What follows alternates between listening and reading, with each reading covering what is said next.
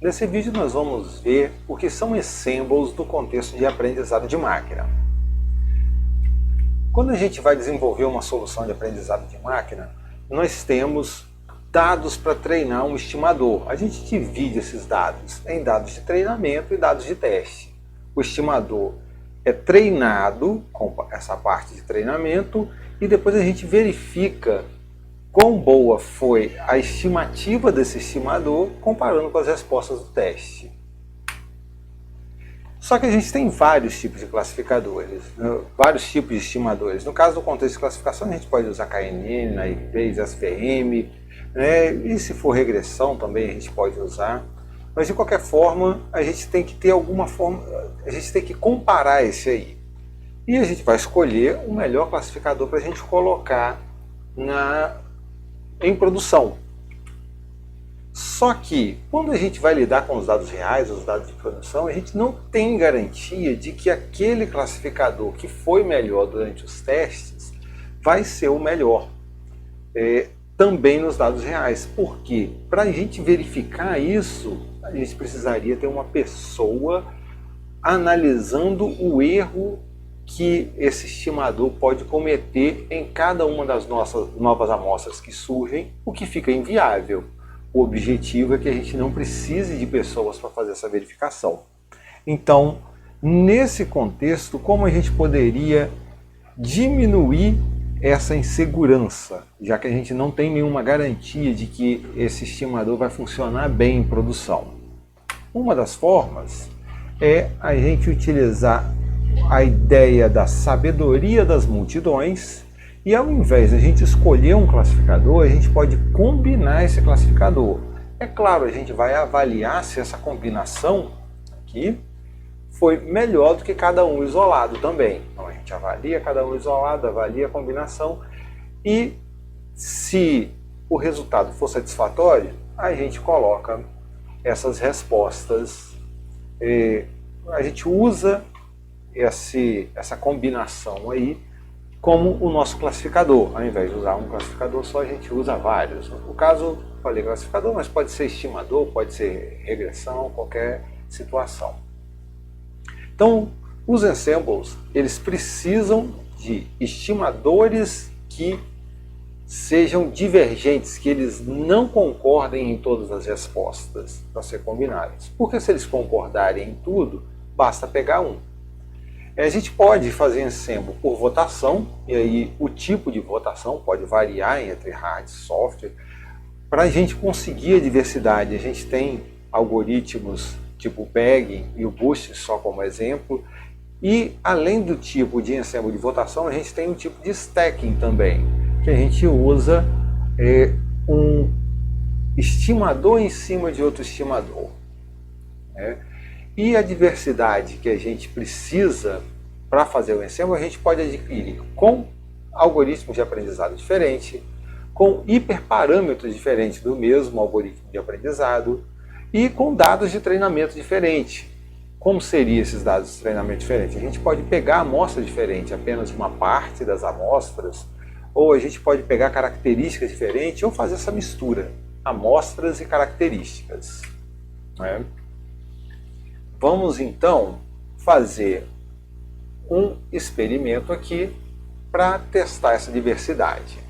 A gente vai usar uma base do Scikit-learn, só que não é mais o Toy Dataset. A gente vai usar aqui, dos datasets,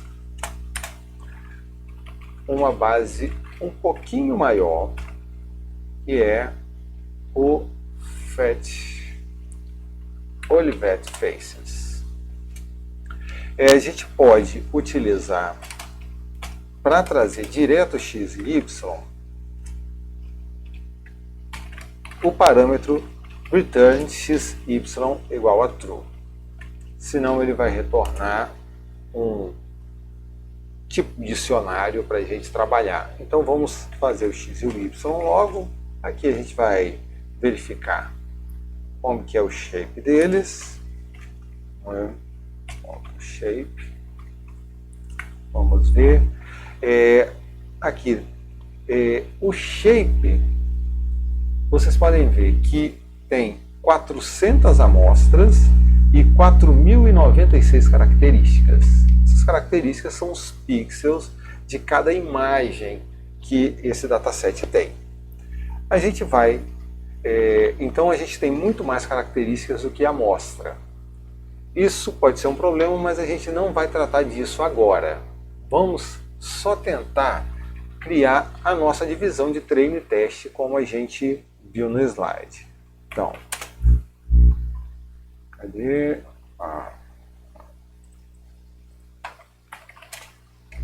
Então, esse learn ponto model selection import train test split, e aqui a gente faz um x do treino, um x do teste, um y do treino e o y do teste. E a gente vai dividir o x e o y para que a gente mantenha um padrão. A gente vai colocar o random state igual 42, copiando a linha de Geron. Então, shape aqui de cada um deles, xtr.shape, o xtr.shape, o ytr.shape e o ytr.shape. Aqui, quando eu saí, eu acabei tirando aqui onde eu estou errando, TTR é YTR. Ok, tá aqui, dividimos em 300 e 100, 300 e 100, aqui a gente já tem a divisão. Vamos fazer o seguinte, vamos dividir isso daqui, essa divisão a gente vai fazer alguns classificadores para isso. O primeiro que a gente vai fazer é o KNN. Então, from sklearn.neighbors import KNeighbor classifier. A gente vai criar um modelo para ele, KNeighbor classifier. A gente vai ajustar o modelo, vamos treinar com o XTR e o YTR, e depois a gente vai criar as predições do KNN com modelo.predict e o X do teste. Aqui a gente criou as predições e aqui vamos fazer uma verificação de quantos ele acertou. KNN hits. Vamos chamar aqui. A gente coloca o KNN PR igual ao YTR. Aqui a gente vai verificar quantos foi que ele acertou. Vamos ver essa resposta, né? KNN hits. E vamos somar KNN hits e dividir pela quantidade que a gente tem, né? KNN hits. Aqui a gente vê, acertou alguns, errou outro, 83% de acurácia. Vamos testar com um outro classificador. Vamos tentar um Naive Bayes. Naive Bayes gaussiano. Vamos colocar aqui e só mudar isso aqui. Ó. Naive Bayes. Gaussian Naive Bayes. Gaussian Naive Bayes. E aqui a gente vai mudar para Gaussian Naive Bayes. E vamos ver o resultado dele, 81% de acerto. Vamos testar com mais um classificador. Vamos testar agora com o Perceptron. Linear Model, vamos pegar o Perceptron, colocar aqui também, ó, Perceptron. E depois de treinado, vamos só colocar aqui, ó, Perceptron. Vamos ver como que fica o desempenho do Perceptron, 78%. Então a gente tem aqui 83, 81 e 78. Veja que esses classificadores eles estão discordando em pontos diferentes. Como a gente pode... Vamos visualizar melhor como que essa discordância está acontecendo. Né? A gente coloca aqui o NumPy. Vamos colocar os hits NumPy com np, os hits aqui de todos, np.stack knn hits, vírgula, Gaussian AVB hits e Perceptron hits. Vamos colocar esses hits aqui para a gente visualizar. Veja que vários concordam, algumas vezes eles discordam. Olha só que o Naive Bayes e o Perceptron erraram, esse daqui. Às vezes o KNN erra e o Naive Bayes acerta. Veja que às vezes o Naive Bayes e o Perceptron acertam, o KNN erra. E essa que é a ideia da gente fazer um ensemble de classificadores, por exemplo. Porque quando os classificadores são iguais, não ia fazer sentido eu juntá-los, mas como eles estão errando em pontos diferentes, isso pode melhorar o desempenho de classificação geral. Vamos só fazer uma comparação aqui, para a gente ver como cada um está, como cada um desses classificadores está escolhendo o seu rótulo. YPR, T, e aqui a gente olha que eles combinam muitas vezes e algumas vezes discordam. Algumas vezes os três discordam, então a gente tem um fator de sorte aqui se for escolher, porque se a gente simplesmente pegar um deles, a gente pode escolher o errado, mas pode escolher aquele rótulo que é correto também. Então, depois que a gente faz isso daqui, a gente pode fazer essa combinação para calcular como que seria se a gente combinasse esses classificadores. Então vamos colocar aqui o SciPy para ajudar a gente na parte estatística. E vamos colocar aqui o nosso Y predito igual a stats, a moda, quer dizer, o mais comum, ou o primeiro que aparecer.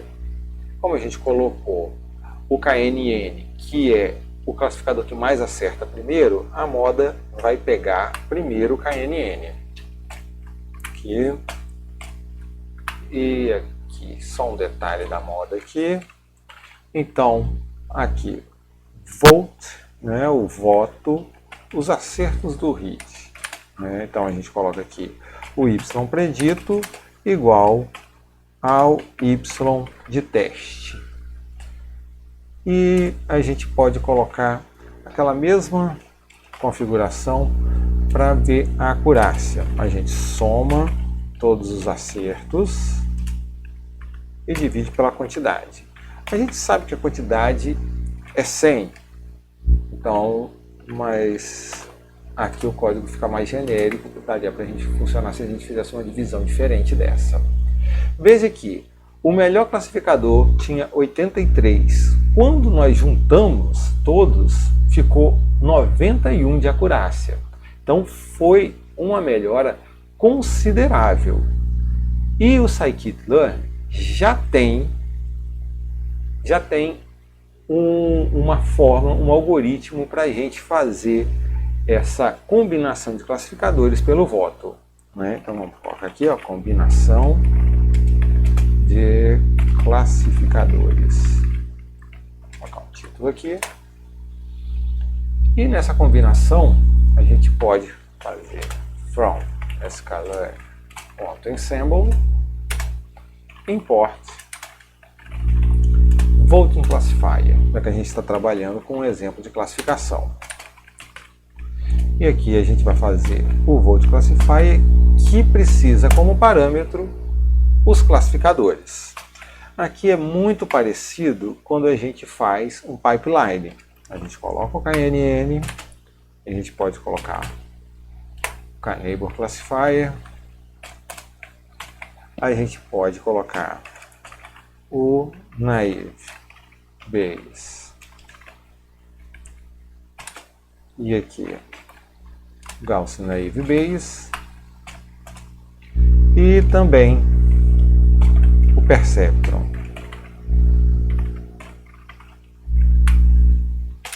E colocamos aqui Perceptron.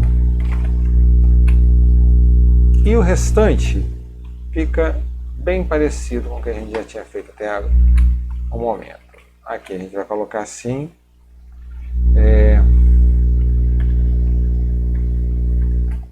VO só de voto.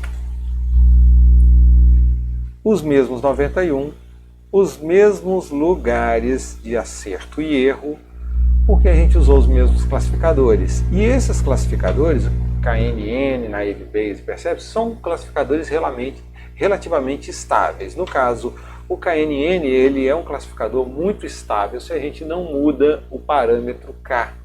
Ele sempre vai funcionar desse jeito.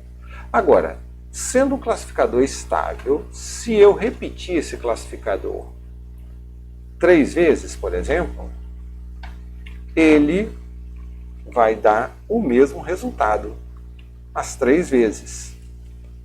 E vamos olhar o que acontece aqui, ó. 2 e 3. Veja que está aqui o classificador de voto e a gente roda ele aqui e vai ter o mesmo valor de um só.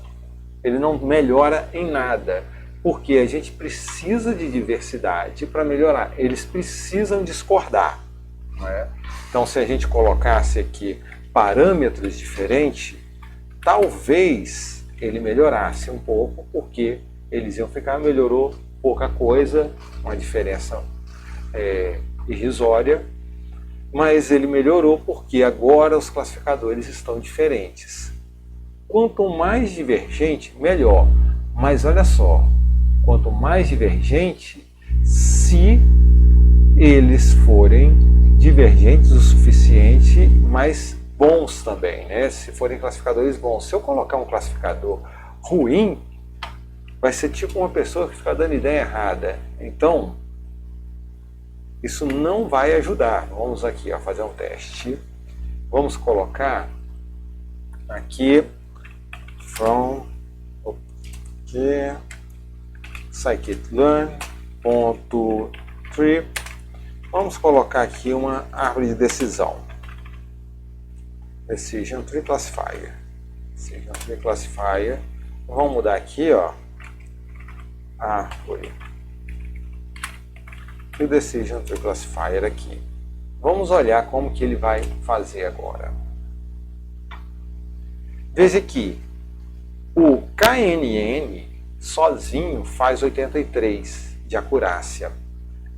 Quando a gente coloca ele junto com a árvore de decisão, ele piora de uma forma grandiosa. Ele piora de forma que ele fica pior do que um KNN sozinho.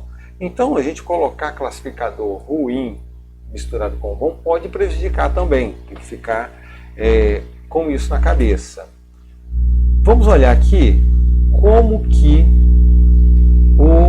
a árvore de decisão atua. Veja, 40% de acurácia.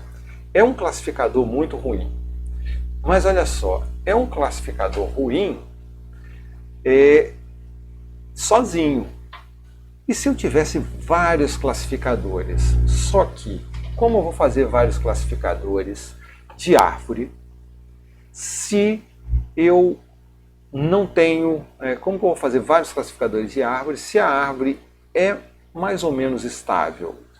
A gente já viu que no vídeo sobre árvores que ela não varia muito. Varia se eu mudar o parâmetro, o algoritmo, mas depois com o algoritmo a aleatoriedade dela é relativamente pequena. A gente poderia fazer aquela ideia de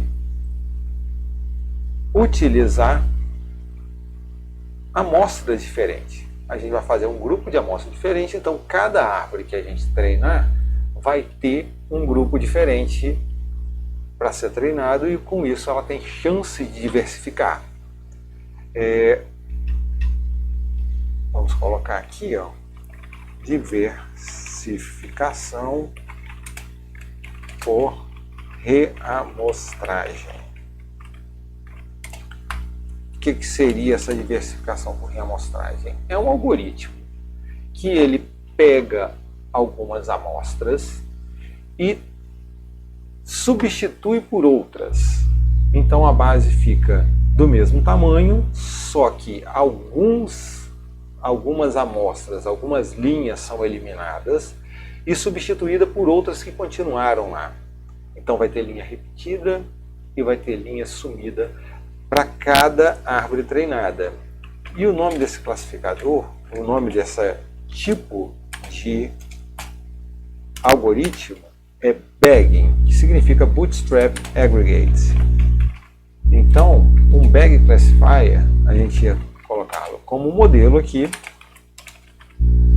bag classifier, e ele é aleatório, ele é um tipo de classificador, né, um tipo de algoritmo que usa essa aleatoriedade da reamostragem para criar diversidade e por isso ele varia de acordo com as ações. A gente vai colocar aqui o 42 para ele não variar demais. E daí a gente vai fazer o nosso modelo fit e vamos colocar aqui no lugar de dt, vamos colocar bag, né? Vai ser o bag. Por padrão, ele cria 10 árvores, né? Se observar na documentação, ele cria 10 árvores com essa reamostragem. Veja que a gente saiu de 40% e passou para 64%. Então, mesmo um classificador ruim, ele pode melhorar quando a gente usa muitos classificadores. Então, ele melhorou em relação ao classificador fraco que a árvore de decisão está sendo para essa base específica. Então isso aí ele conseguiu fazer essa melhora, né? E se a gente usar mais árvores tende a melhorar também, isso aí até um certo limite. Mas uma coisa tem que ficar clara, que o bagging, né, ele só melhora se o classificador que tiver ele for melhor do que o aleatório. No caso, a gente tem 40 pessoas nessa base, são 100 elementos. Então, veja que 40% não é aleatório. Ele está aprendendo alguma coisa e por isso ele consegue melhorar. Vamos aqui só conferir que esse bagging classifier, ele usa a árvore de decisão. Só a gente comparar aqui, ó, colocar o bagging classifier, a gente vai notar que o resultado é exatamente o mesmo desse daqui que a gente não colocou, porque a árvore de decisão é o padrão dele. Como a gente colocou o random state, ele vai ter a mesma coisa. Se a gente aumentar a aleatoriedade, vamos aqui, ó, aumentando a aleatoriedade para aumentar a diversidade. Quando a gente aumenta a aleatoriedade, a gente pode aumentar a diversidade. Como que a gente faria isso? Ao invés de a gente usar a árvore normal e só alterar só fazer a alteração das amostras, nós poderíamos fazer com que essas árvores fiquem mais aleatórias. Ao invés de a gente encontrar um algoritmo para encontrar a melhor característica, a gente divide a característica aleatoriamente. Então não vou escolher a melhor característica para dividir a minha base. Eu vou sortear aleatoriamente e vamos ver o que vai acontecer se eu acertar o código splitter random. Não é? Veja que a gente melhorou a classificação. O aleatório ficou melhor porque ele teve mais diversidade. Agora, se a gente pegar isso daqui e aumentar a quantidade de árvores diversas, a gente tem a chance de melhorar isso ainda mais. Por padrão, o Bagging tem 10 estimadores. A gente pode mudar isso daqui para 100, por exemplo. Porque quando a gente usa o splitter random, a árvore ela é mais rápida. Porque a árvore de decisão ela não é ela é um algoritmo rápido, só que dividindo, escolhendo a característica aleatoriamente, fica muito mais rápido. Então a gente consegue rodar 100 classificadores e combiná-los, chegando na acurácia de 89%. Ainda não ficou melhor do que aquela combinação dos classificadores que nós tínhamos no início, aquela primeira. Esse classificador, ele é um classificador muito famoso, esse Bagging com árvore de decisão, dividindo aleatoriamente. Só que talvez você o conheça pelo nome Random Forest.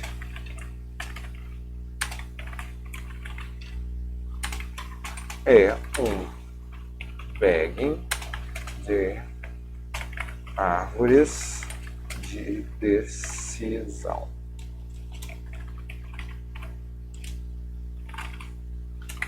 Então, Random Forest é um Bagging de árvore de decisão.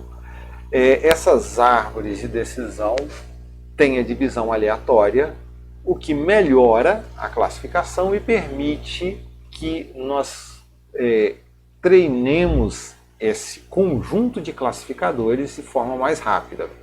Então, se a gente comparar o Bagging que a gente fez lá e fazer aqui com a Random Forest, a gente vai ver que o resultado é bem parecido. É claro, tem algumas coisas de implementação, veja que lá deu 89, aqui 88, alguns detalhes de implementação que contribuem inclusive para que seja mais rápido do que o Bagging colocando a árvore de decisão.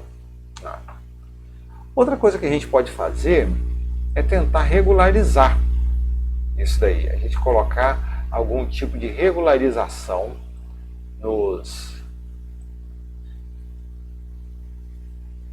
nosso classificador. Como regularizar o Bagging? A gente pode, por exemplo, limitar a quantidade de características que cada árvore pode acessar. Ao invés de a gente colocar todas de uma vez, vamos colocar aqui, regularização do Bagging. Quando a gente faz o Bagging, ele é muito aleatório e ainda assim ele pode ficar, de certa forma, muito ligado ao conjunto de treinamento, gerando overfitting. Então a gente pode precisar de colocar algumas características, colocar algumas restrições para que esse modelo não se ajuste demais. Um desses exemplos, é legal olhar a documentação, mas um deles é a quantidade máxima de features. Veja que nós temos 4.096 características para treinar com 300 exemplos só. Então é muito fácil de escolher uma característica para cada elemento, gerando overfitting. Então seria interessante que a gente reduzisse essa quantidade Se a gente diminuísse de 4.000, 10% disso aí seriam as 400 amostras, talvez umas 600 ficaria legal, então 1,5, né? Então seria 0,15, 15%. Vamos usar só 15% deles e ver como fica o resultado. Agora a gente conseguiu um pouquinho melhor. A gente conseguiu dividir para cada árvore, ele só usar 15% das características, 100 árvores no total. E como as características de cada árvore, a quantidade de características para cada árvore foi menor, isso conseguiu ser mais rápido. A gente conseguiu fazer esse treinamento mais rápido do que o anterior e conseguiu. Veja que essa aleatoriedade, ela está contribuindo de certa forma. É a força desse classificador, né? A gente poderia então usar uma floresta muito aleatória, que além de fazer a aleatoriedade da característica, também escolher o threshold, né? Se olhar o vídeo lá sobre árvore de decisão, a gente tem um ponto de decisão em que escolhe se vai para o lado direito ou para o lado esquerdo, se é positivo ou negativo. Na árvore de decisão existe esse ponto. Aqui a gente vai fazer o que? Vamos fazer florestas extremamente aleatórias. Essas florestas extremamente aleatórias, elas vão escolher inclusive o threshold, se decide se vai para a direita ou para a esquerda. Então até os limiares de decisão são aleatórios e elas são conhecidas no Scikit como extra trees, né? Então são de extremely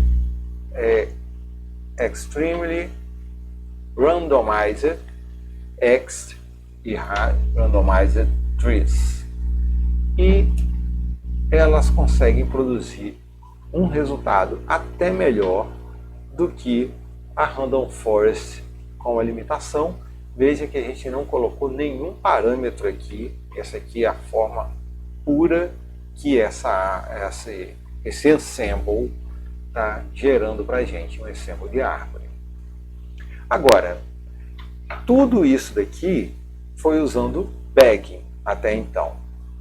Mas eu tinha dito que tem o boosting também. Boosting. Como que funcionaria? O boosting, só para ver aqui, ele pega uma parte de dado e treina um estimador, e ao invés de fazer um treinamento nessas partes aleatórias, ele busca só os dados que foram errados pelo primeiro estimador e aumenta o peso dessas amostras que foram classificadas erroneamente. E aí treina outro estimador que ele vai fazer um treinamento com a base, dando mais ênfase, com um peso maior para os dados que foram errados no primeiro. E aí o terceiro vai treinar com mais peso para os dados que foram errados no segundo e no primeiro, e até que o limite de classificadores chega.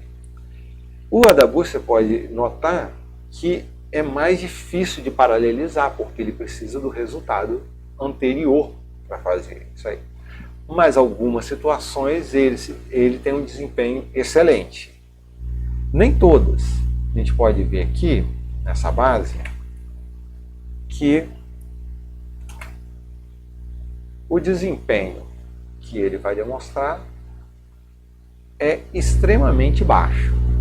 Então, ele depende de ajustes, algumas bases não funcionam bem, e o Adaboost, ele também tem um problema de overfitting. É muito fácil ele ter overfitting. Então, a gente poderia regularizar de alguma forma, ajustando, por exemplo, diminuir a profundidade máxima das árvores.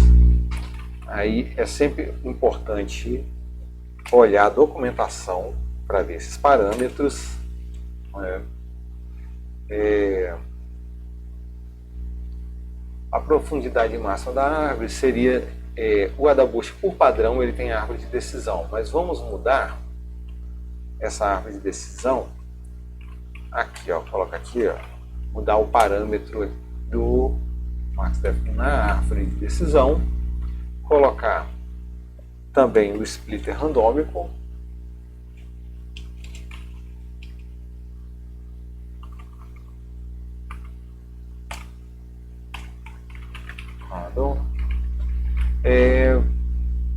e ele tem uma taxa de aprendizado, porque ele vai ajustando isso daí. Vamos colocar a taxa de aprendizado learning rate igual 0,15. Vamos ver se ele melhora em relação a esses 13 de acurácia que ele conseguiu, nosso padrão é 92. Mas isso daqui foi um conjunto de parâmetros que eu fui forçando até ajustar o teste. Então, o que eu fiz aqui não vai funcionar quando eu quiser usar isso daqui no ambiente de produção, porque eu não fiz um teste correto, eu não fiz um teste de validação cruzada, eu superajustei os parâmetros da árvore e do Adabushi para que ele desse esse resultado melhor. Então, só por uma questão didática e demonstração, mas isso não vai funcionar quando a gente colocar no ambiente de produção. Então tem que tomar cuidado quando for fazer isso. Do Boost, tem o Adabushi, também tem o Gradiente Boost. Aqui eu peguei essas imagens do livro do Aurélien de Heron. Recomendo esse livro, para mim é o melhor livro de Hands-on Machine Learning que eu já li. E essa aqui é a demonstração do problema de regressão com Gradiente Boost. Como que ele faz? O H1, tá aqui o H, normalmente é considerado a hipótese. Então a hipótese H1 entra o X e ele sai essa função. Aqui são árvores, a decisão de uma árvore. E o ensemble, vou tirar aqui, vou sair aqui da frente. Ó, o ensemble, ele vai ser igual à árvore de decisão, porque só tem uma árvore. Veja que tem aqui o H, que é do ensemble, é igual ao H1. Ok. Na continuidade, a gente só vai, o Gradiente Boost só usa o resíduo. O que é o resíduo? Está aqui do lado, ó. É o Y, o resultado desejado, menos o que foi encontrado na hipótese do primeiro classificador. Como o Boosting faz, só que ao invés de só reforçar as amostras, ele busca o resíduo do erro. Então, vamos treinar uma nova árvore com a hipótese H2. Essa nova árvore vai tentar se ajustar ao erro do primeiro, tentando diminuir. E aí a aparência, e também a fórmula para calcular o ensemble fica um pouco diferente. Ele vai somar os dois e já vai ter. Com isso vai diminuir o erro, a árvore vai ficar mais plana, só ver, vai ter um ajustezinho aqui, ó, e assim, ó. Aqui vai ter um pequeno ajuste que é dessa parte aqui. Então ele vai reduzir, poderia reduzir mais, mas acredito que para essa base ia gerar um overfit. Então esse tipo de aproximação que o Gradiente Boosting faz. Só que o Gradiente Boosting, mesmo para a árvore, ele é um algoritmo pesado. Ele não é um algoritmo que dá para rodar para qualquer tamanho de base. Para essa base relativamente pequena, o gradiente boosting, né, rodando usando o scikit-learn seria problemático. Né?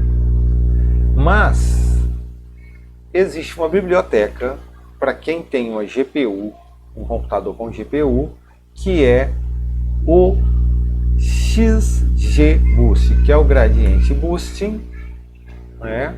Extreme Gradient Boosting. Esse Extreme é porque ele vai usar o processamento paralelo de uma GPU para rodar. Como eu tenho uma GPU rodando nesse computador, eu consigo colocar, tem alguns errinhos, alguns alertas aqui no uso dessa biblioteca. Veja que essa biblioteca ela não é do scikit-learn, né?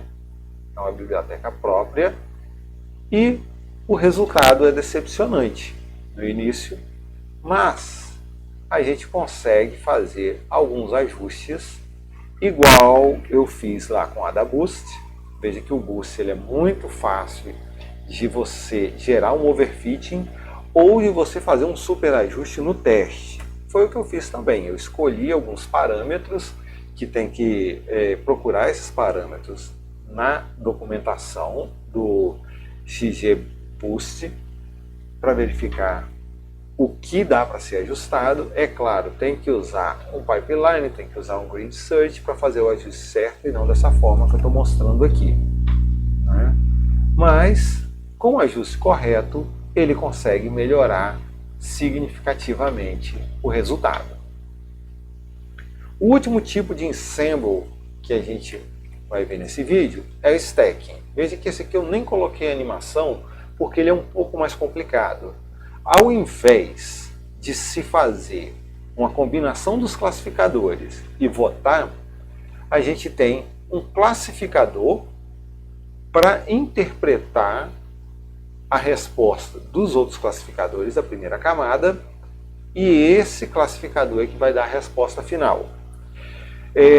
Veja que aqui eu fiz 2 camadas para esse exemplo, mas ele poderia ter 3, 4, 5, quantas camadas quiser. O normal aqui são 2 camadas. Como que esse treinamento acontece? Primeiro, pega os dados de treinamento e divide em treino e validação. Passa para treinar cada um deles e as respostas vão gerar uma nova base de dados. Só que olha só, treinou com a parte vermelha, veja ali, só que a resposta não é da parte vermelha, é da parte azul. E cada classificador responde. E aí a resposta vai ser combinada com as respostas verdadeiras da base de treinamento, da validação, colocar numa nova base de dados. E daí um classificador, no caso a regressão logística, eu coloquei porque é um padrão do scikit-learn, colocar essa regressão logística. E esse que faz a combinação é conhecido como blender.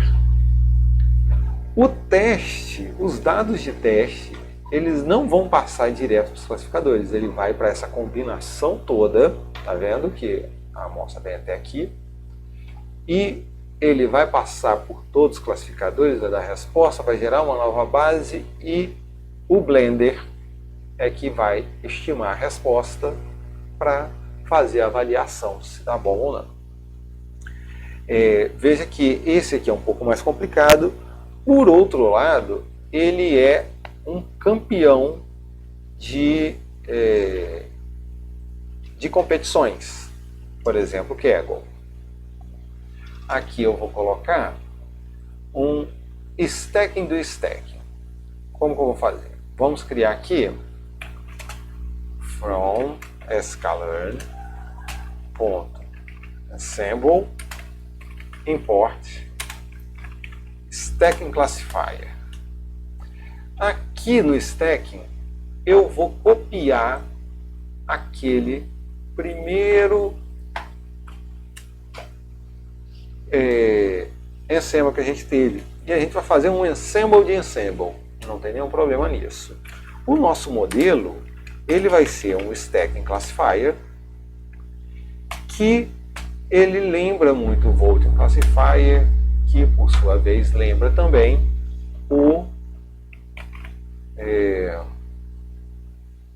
ele lembra também um pipeline, né? Então, Voting é o nosso classificador dali de cima. Vamos colocar ele aqui, ó, Voting. Outro que foi muito bom foi o Extra Trees, né?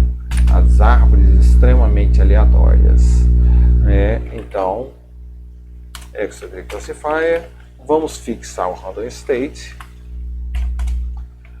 E outro bom também, razoável, é o Random Forest. Random Forest, ele é um classificador muito usado por causa da versatilidade dele, velocidade e os bons resultados. Ele em geral, apresenta um bom resultado na média. Ok, aqui a gente tem alguns ajustes para fazer. Vamos copiar a parte que a gente já tem ali em cima, vou colocar aqui e vamos ver o resultado disso. Veja que era 95, 88, 91 e aqui já rodou 78. Então veja, a gente misturou e fez o stacking e ele piorou. Mas tem alguns parâmetros que a gente pode fazer para melhorar. Por exemplo, a gente pode colocar uma validação cruzada menor. O padrão é 5, só que totalmente aleatório. Quando a gente coloca CV3, o stacking ele usa a validação estratificada. A gente pode ver se esse 78 melhora.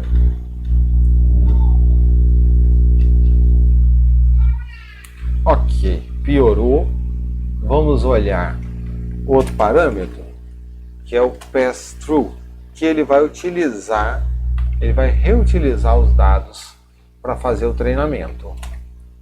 E vamos ver como que funciona, como que acontece com ele. Com esse pass-through, reutilizando os dados para treinar tudo. Aí ele melhora. São poucos dados que tem essa base, então 300 para treinar, ainda divide 150 por 150, não vai ter dados suficiente para treinar bem, então esse reaproveitamento dos dados pode ser importante. Mas veja que a gente teve que fazer alguns ajustes. Mantendo esses ajustes, se a gente copiar isso daqui e fizesse só de Random Forest, né? Se a gente fizesse um stacking só de Random Forest, o que ia acontecer? Vamos tirar esse Voting, vamos tirar esse aqui, vamos fazer Random Forest 42,